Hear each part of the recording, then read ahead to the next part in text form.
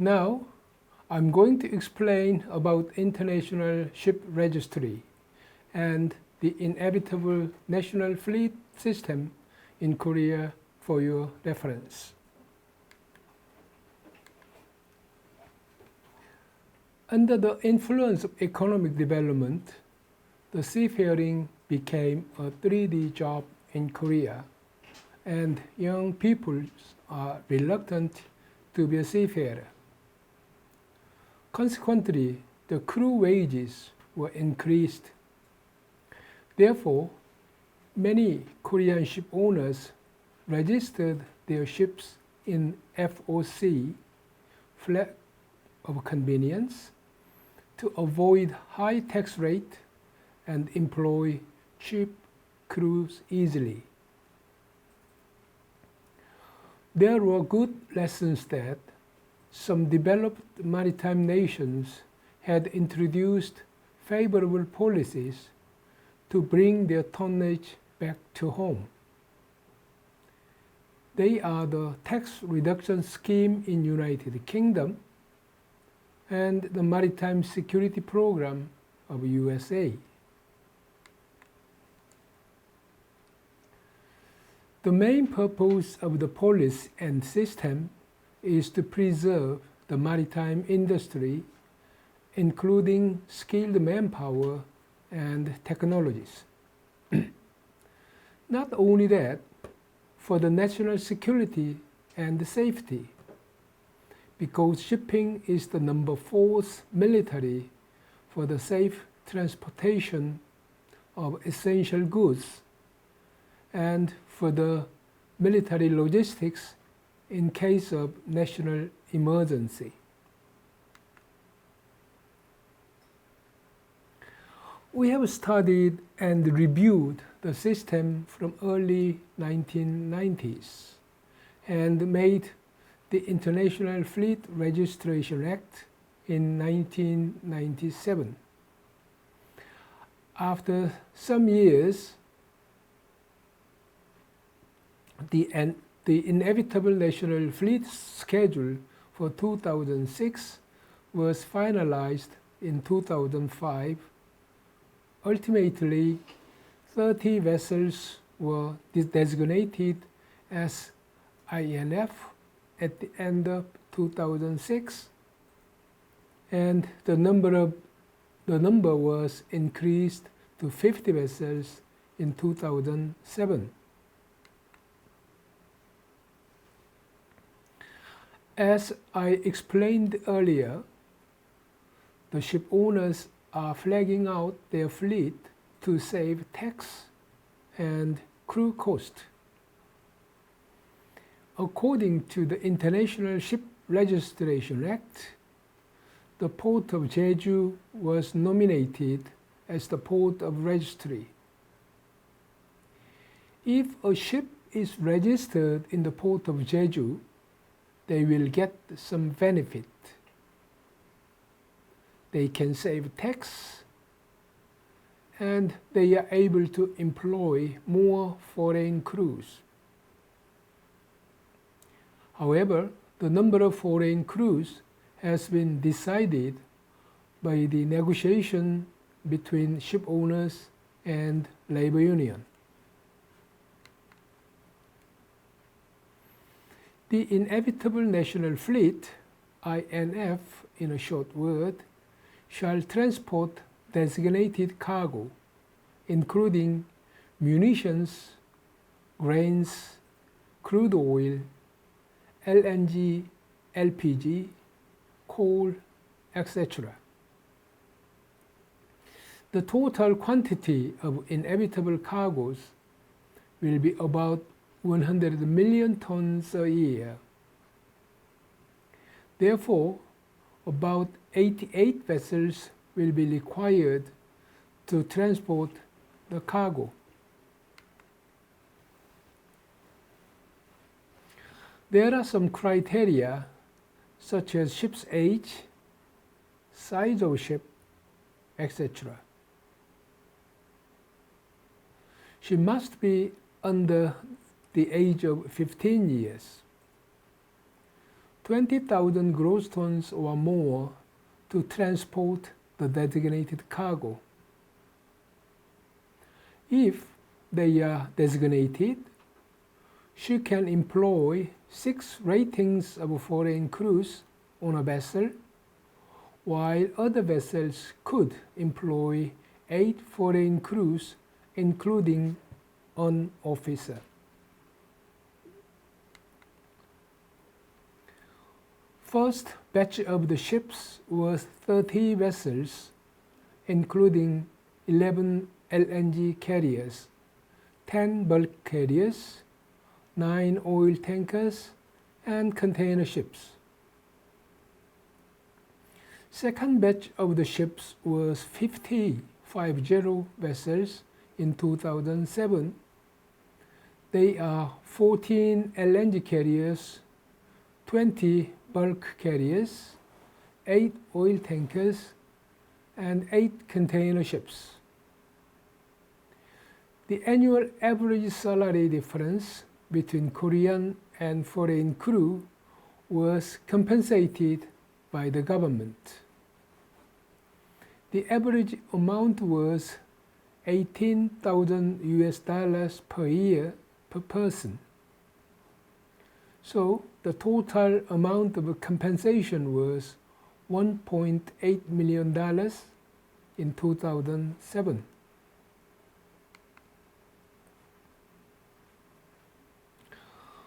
There are 3 categories of ships: as inevitable fleet, designated fleet, and other ships.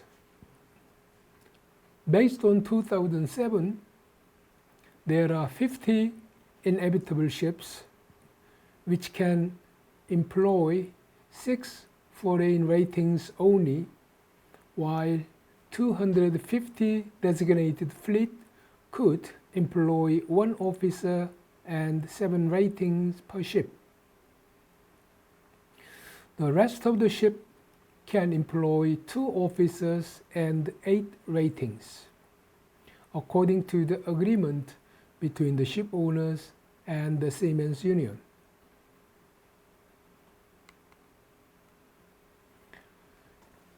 Please watch a short video clip which was produced by the Marine Department of USA.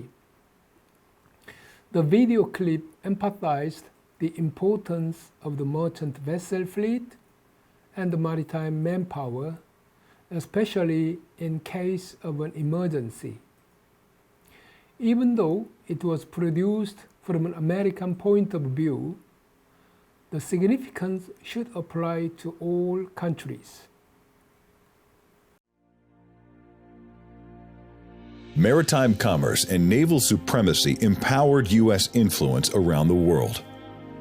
But today, our commercial maritime fleet is in decline. Of the 50,000 trading ships that travel the Earth, only 78 fly the U.S. flag, the lowest in history. Consequently, 98% of all U.S. trade, some $1.8 trillion of goods and raw materials, is carried and controlled on foreign-flagged ships. As our flag fleet has dwindled, so have the men and women who crew these vessels and have served honorably in every American war. The United States Merchant Marine. Hundreds of ships have been lost, and thousands of mariners have died sailing into combat and blockades under fire, transporting military cargo and supplies. Meanwhile, other countries are revitalizing their maritime capabilities. China is creating an integrated maritime capability, building new trade routes, superports, and megaships that can be converted for military use. As their naval and commercial efforts grow, so does their influence, potentially impacting the balance of power in the Pacific. Commercial U.S. flag vessels and the merchant marine are vital to our national security. Rebuilding our flag fleet would put a vessel flying the U.S. flag in every part of the world, a visible extension of the power of seaborne trade and presence of our nation. It would preserve our freedom of navigation, provide deterrence, strengthen alliances, and demonstrate U.S. resolve to be a maritime nation. It would let us provide rapid global sea lift and surge capacity to support and sustain our armed forces overseas. It would make the U.S. less dependent on foreign flagships to move our trade. It would enable the U.S. to project power globally, including humanitarian relief anywhere, at any time. But we must start now. As our nation has learned repeatedly, waiting for the drumbeat of war would be too late. Rebuilding the U.S. flag fleet will do for our future what it did in the past. It will create a stronger nation for today and for generations to come.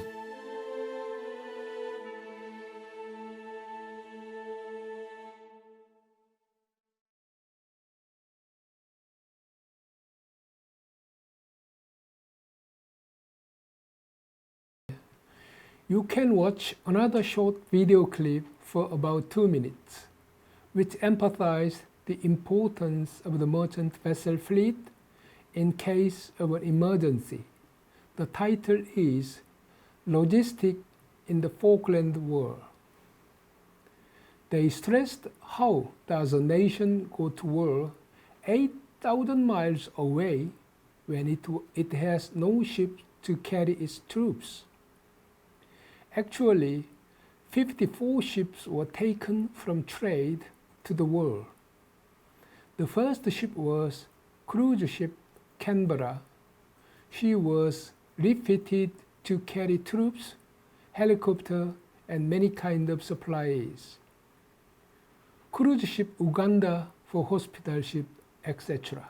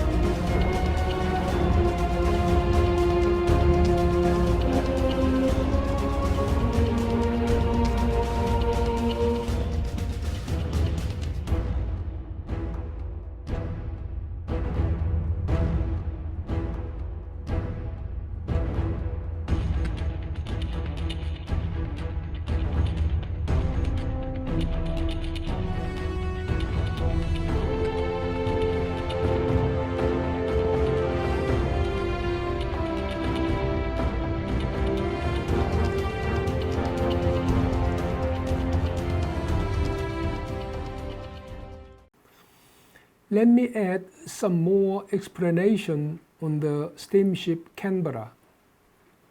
Steamship CANBERRA was an ocean liner in the P&O fleet from 1961 to 1997. In the 1982 Falkland War, she served as a troop ship. At the time, CANBERRA was cruising in the Mediterranean. The next day, her captain received a message asking his time of arrival at Gibraltar, which was not on his itinerary.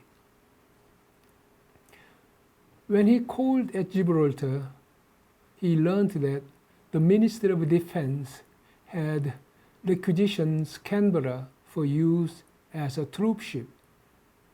CANBERRA sailed to Southampton, where she was quickly refitted and sailed for the South Atlantic.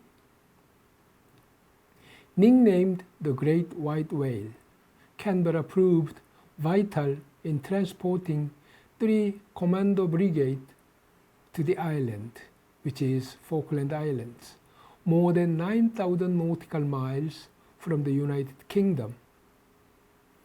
CANBERRA was sent to the heart of the conflict. The P&O cruise ship CANBERRA returns to Southampton water after service as a troopship during the Falkland War. Scene you can see here, being welcomed home by an escort of hundreds of little ships in July 1982.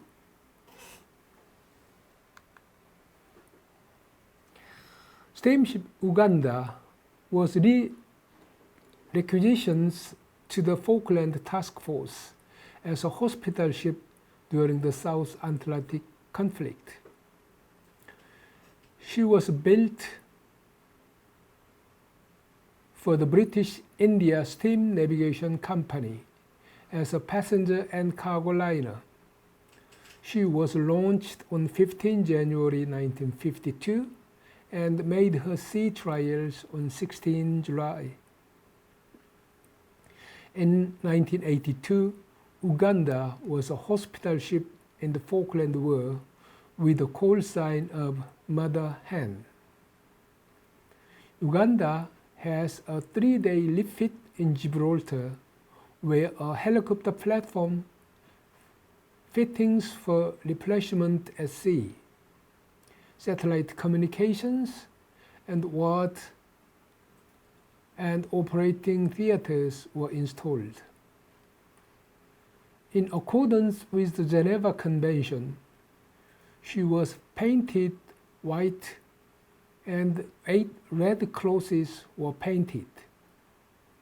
A team of 136 medical staff, including 12 doctors, operating theater staff, and 40 members of the Queen Alexandria's Royal Naval Nursing Service, left Portsmouth to join her, taking large quantities of medical supplies with them.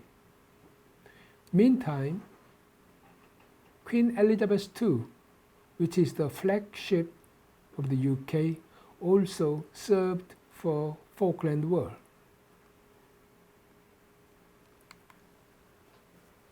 Now, I'm going to explain about the tonnage taxation system, which was first introduced in 2005.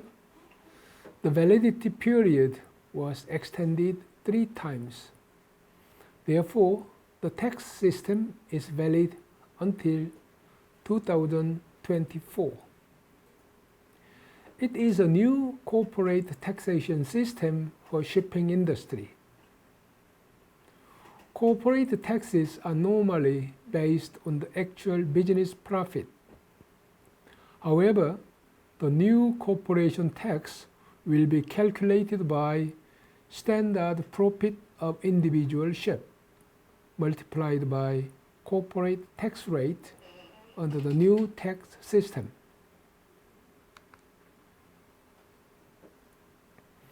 The new corporation tax system could make the ship owners to save large amount of taxes during the shipping booming period in the early 2000s. Consequently, they could increase their fleet significantly by the new tax system. Many other shipping nations, including Holland, Norway, Germany, and United Kingdom, have introduced tonnage tax system earlier than Korea. 3 years after than Korea, Denmark, France, USA, Japan, etc. have introduced the new tax system in 2008.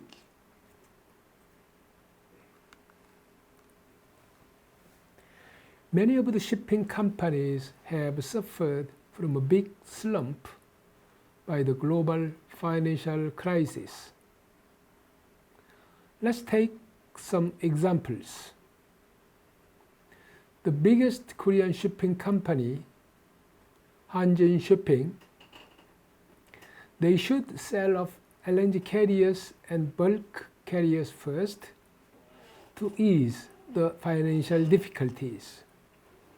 Thereafter, they sell off container terminals. Why they sell off them? Because LNG carriers, bulk fleet, and container terminals are profitable business sector in Hanjin Shipping at the time. However, unfortunately, they were bankrupt in February 2017 in spite of all the self-effort. When they were bankrupt, 610,000 container boxes are on board, and the world shipping suffered a serious logistic chaos. The case of the second largest Korean shipping company, Hyundai Merchant Marine, HMM in short, they also must sell off LNG fleet and bulk carriers first. Thereafter, sell off valuable container terminals. Finally, they were under legal management in 2016 by Korean Development Bank. What are the reasons they should sell off the LNG fleet and bulk carriers first? Because the LNG fleet and bulk carriers, have a stable revenue base, since they have a long-term contract with major shipper and consignor such as Korea Gas Corporation, Korea Power Plant, POSCO, Vale, and etc. Also, major bulk shipping companies such as Pan Ocean, Korea Line, Samson Shipping, etc. also suffered from the long recession, and the ownership was changed finally.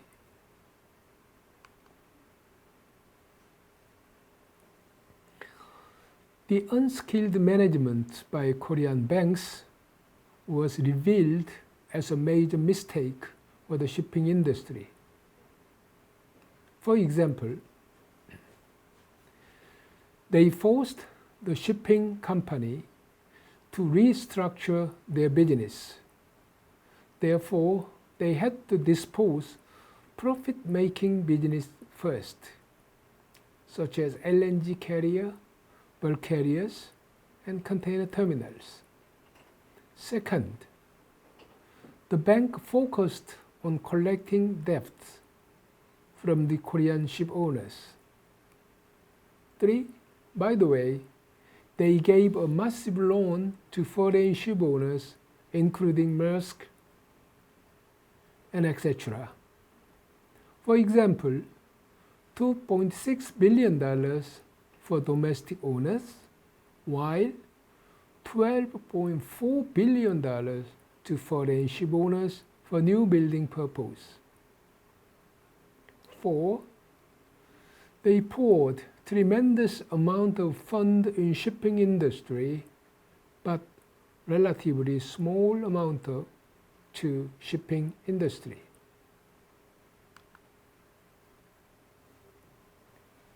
However, major maritime nations supported their shipping industry directly and indirectly through their banks.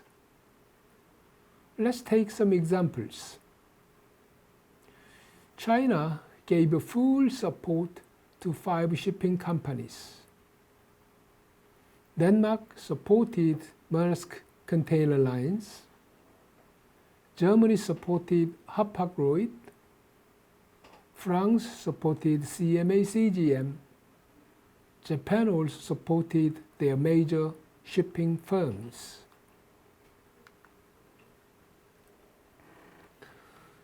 Global mega carriers, which is the biggest container liners, increased their tonnage during the hard time through M&A and the new buildings. Please look at this table, where you can see the carrying capacity of 5 major container liners, such as Maersk, MSC, CMA CGM, COSCO, and Hanjin. For example, Maersk increased their carrying capacity from 230K, K means 1,000, 230K in 1997 to 4.19 million TEUs in 2019, which is more than 18 times of growth. By the way, the French company, the CMA-CGM, has increased 90K to 2.7 million TEUs, which is almost 30 times of growth, whereas MSC has increased their carrying capacity more than 25 times at the same period. Japan had learned the lessons from Hanjin's case. Japanese shipping industry recognized the harsh realities in global financial crisis, and they were expected to face up to the harsh reality sooner or later. Therefore, they made a plan of a merger of their liner services. 3 major carriers such as NYK, MO Line, and K Line have put their hands together to be allied. Consequently, 1. Ocean Network Express has been established under the Japanese government support. Their carrying capacity became 1.57 million TEUs, which is the 5th rank in global mega carrier.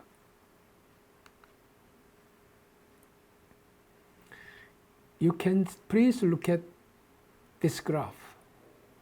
You can see very steep increasing trend of the carrying capacity of global major container liners, including Maersk, MSC, COSCO, CMA-CGM, and etc.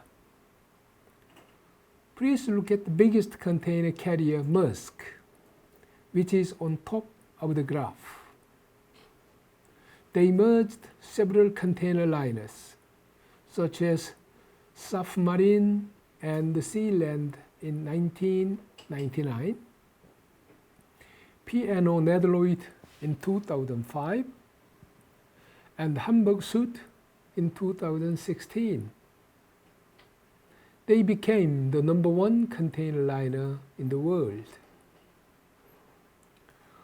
CMA-CGM also became number 3 or 4 biggest container liner in a very similar way. In the meantime, please look at the Chinese case, COSCO in orange color. They were not a huge carrier until 2015. However, they became a giant carrier in 2016 when the Korean Hanjin shipping container liner was bankrupt. We believe COSCO has learned the lessons from Hanjin's case.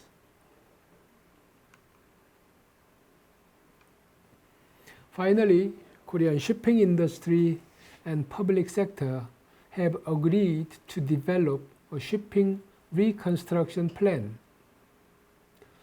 The main point of the 5-year plan are: 1.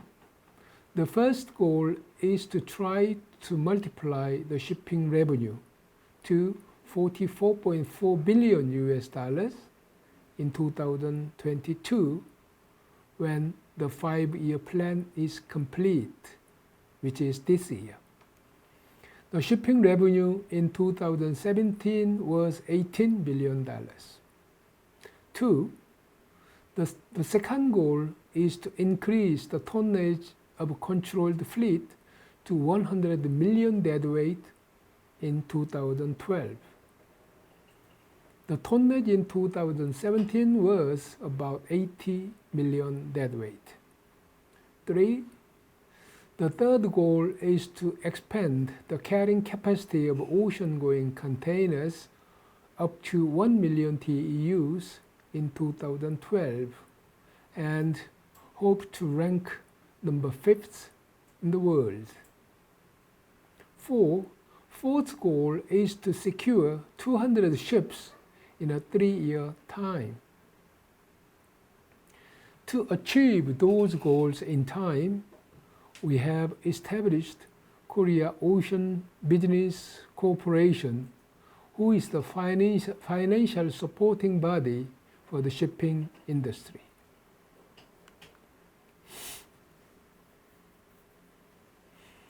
The Korea Ocean Business Corporation was founded in July 2018 under the initiative of the government. Their fundamental goal is to recover the Korean shipping competitiveness, which means to be included into the top 5 shipping nations by 2022. They celebrated 4th anniversary on 5th July this year.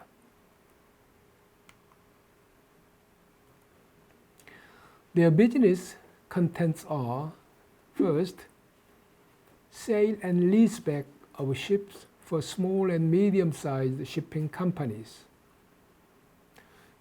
The KOBC purchased the ships from the ship owners and lease back the ship to them to reduce their financial burden.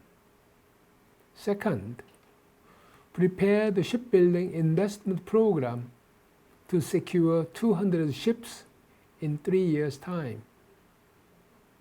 Third, arrange the investment plan for the port terminals and the logistics infrastructure. And they provide financial guarantee for new building ships and purchase second-hand ships. They also support the eco-friendly shipping. Fortunately, we made a great deal of outcomes in 3-4 years period through the reconstruction plan. Let us see some quantitative indexes. Shipping revenue has increased 1.2 times compared to the revenue in 2016. The carrying capacity of ocean-going container ships increased dramatically from 460,000 TEUs in December 2016 to 650,000 TEUs in July 2020. The deadweight tonnage of the controlled fleet is almost recovered.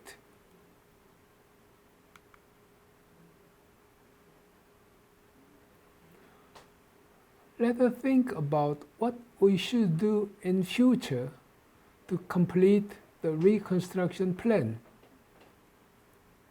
First, we should secure the cargo constantly. To do so, we have to arrange the ship owners and cargo owners win-win plan and try to increase the shipping rate of national strategic cargo.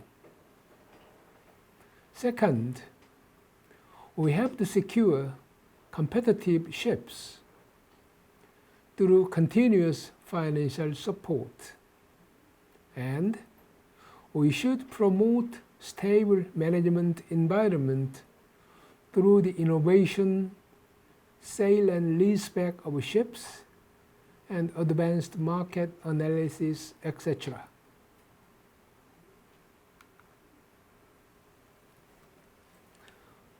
Let's move to summary.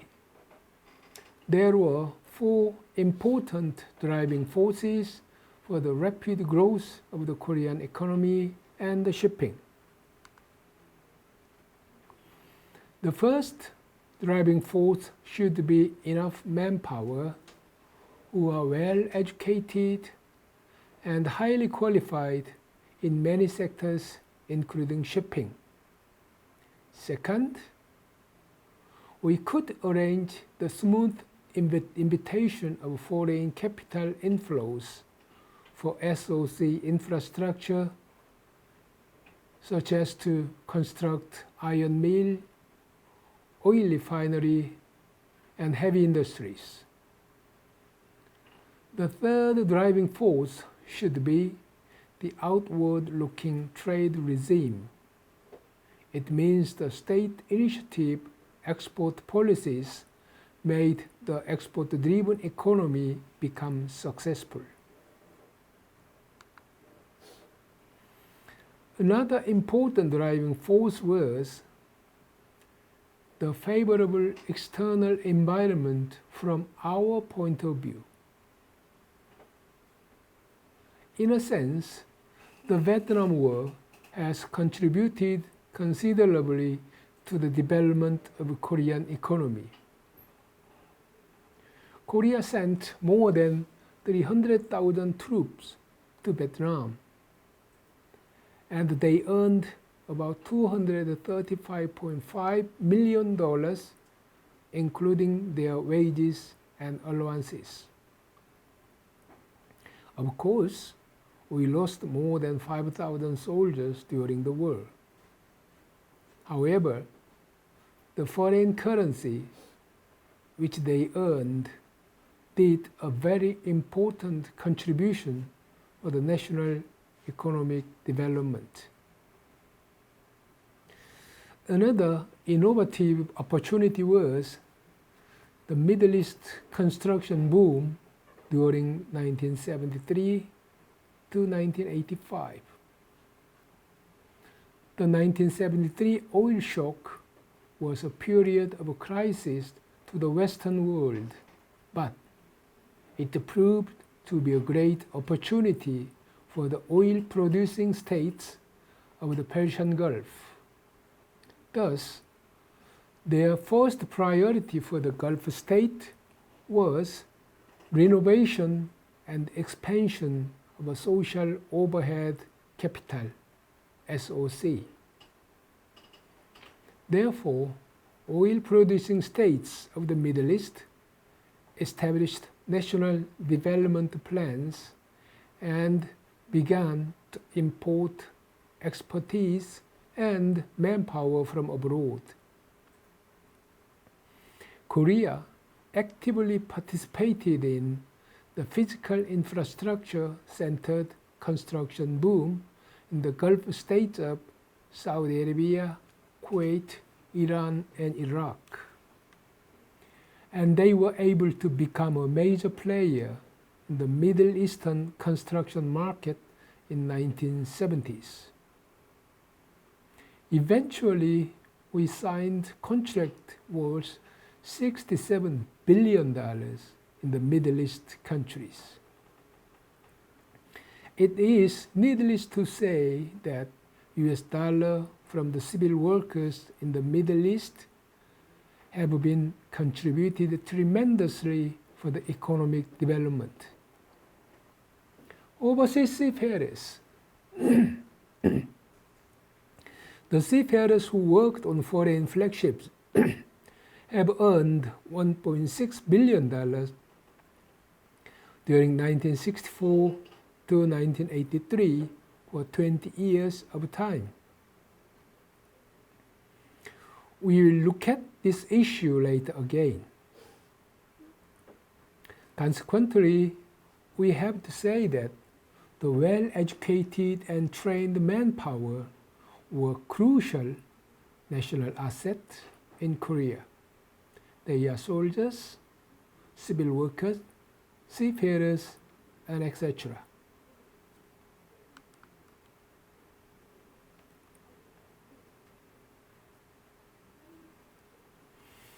There are many driving forces for the rapid growth of private shipping in Korea. First, the planned shipbuilding program or planned shipbuilding scheme. We have built 1,259 ships, which is 4.81 million gross tons during 1975 to 1993 for about 20 years' time. The second factor will be National Shipping Company and the National Shipbuilding Company. We established Korea Shipping Corporation and the Korea Shipbuilding Corporation in 1950, just after the establishment of the Korean government in August 1948. And they were privatized in 1968. During the 17 to 18 years period, the Korea Shipping Corporation has trained a lot of shipping experts, while the Korea Shipbuilding Corporation has trained the shipbuilding expert. Third, the government supported shipping industries through favorable taxation system, including tonnage tax. Ship owners could save a large amount of tax, and they invested the fund to purchase new fleet. There are another driving forces for the rapid growth of private shipping in Korea. The waiver system could help the Korean fleet to secure more cargo effectively. Direct and indirect financial subsidies could incubate newcomers to start the shipping business. Sixth, everybody recognized and agreed that the most important driving force in the Korean shipping industry should be education, training, and the supply of qualified manpower in time or in advance. Therefore, I'm going to show more about how to supply the qualified manpower for maritime industry and how the qualified maritime manpower could contribute for the development of a national economy in detail.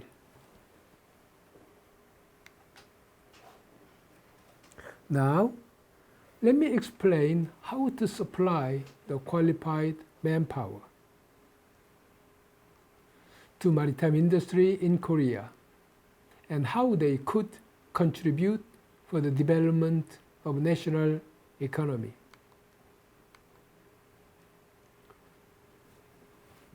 Now let me explain how to supply of the qualified manpower to maritime industry in Korea in detail. Maritime transportation cannot survive completely alone. It must be supported by various subsidiary industry and allied services. Subsidiary industry include shipbroking, shipping agent, ship lease, ship management, marine insurance, and maritime law services. Allied services include shipyard, classification society, marine engine and part, ship repairing, supply, stevedoring, and etc. Then how and who supply the maritime manpower?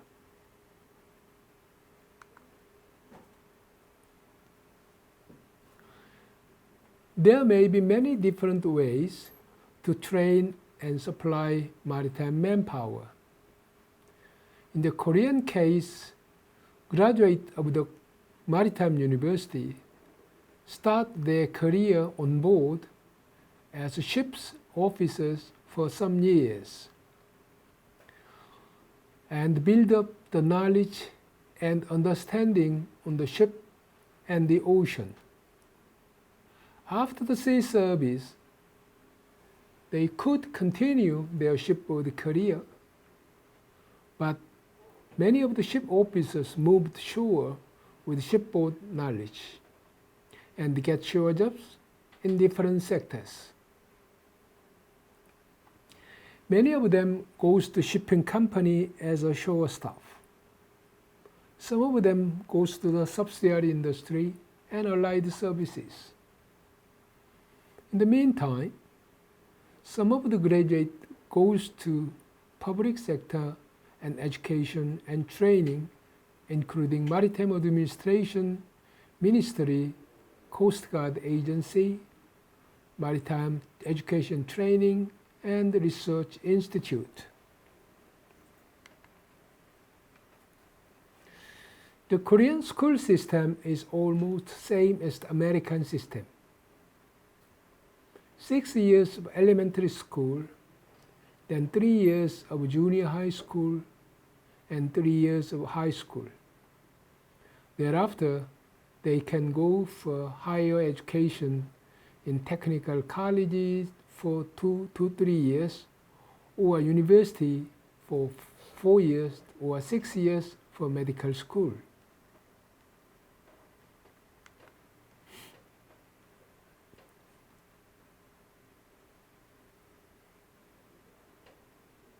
This slide shows the list of maritime education and training institutes in Korea.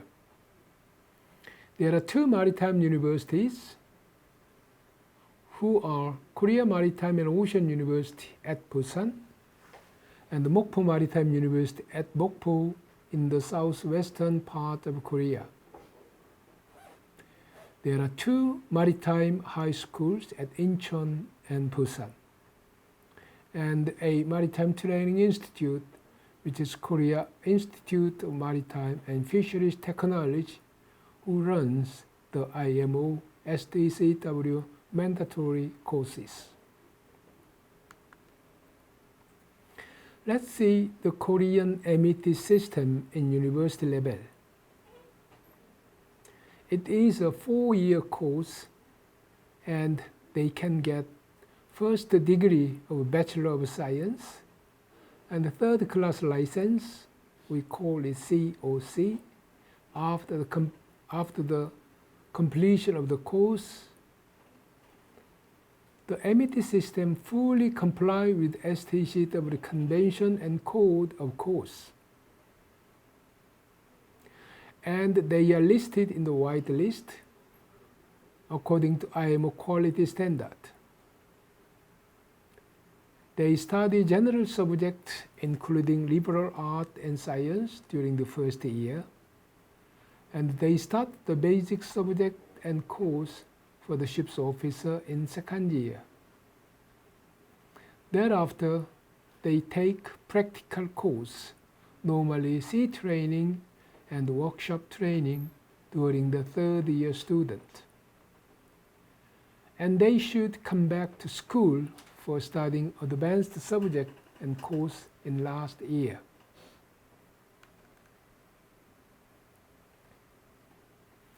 I can say that there are two biggest benefits in a Korean maritime education and training system. First, it is national university system. And second, it is tripartite cooperative system. Food, accommodation, uniform, and the part of a tuition fee supported by the states. The graduate may get exemption of military service. Training ships and her operation and maintenance costs are financed by the state. Three parties are the university, the industry, and the government. The shipping industry provides some scholarships and on-board training opportunities free of charge. Government provides all the financial support and training ships, and the university devoted itself to the training of qualified manpower. It is surely very effective and powerful system. Okay, let's take a break. See you in next lecture.